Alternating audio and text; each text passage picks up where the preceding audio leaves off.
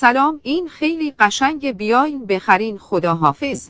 همه فکر میکنن که کاور بالای این کشتن باعث محبوبیتش شده، اما باید بگم که اصلا کاور بالایی نداره و خیلی معمولیه و دلیل اصلیش چیز دیگه ایه. به تفاوت این دو قسمت دست من توجه کن. شما وقتی این کشتن رو میزنی انقدر به صورت نچرال و طبیعی پوست رو صاف، مات، یک دست و مخملی میکنه که هیچ کس متوجه نمیشه که کرم پود زدی و انقدر بافته سبکه که اصلا روی پوستت حس نمیشه. صرفی برای استفاده روزانه مناسبه و جوش و لک هم نمیاره. پس اگه دوست داری یه جوری آرایش کنین که کسی نفهمه، خوراک خودته.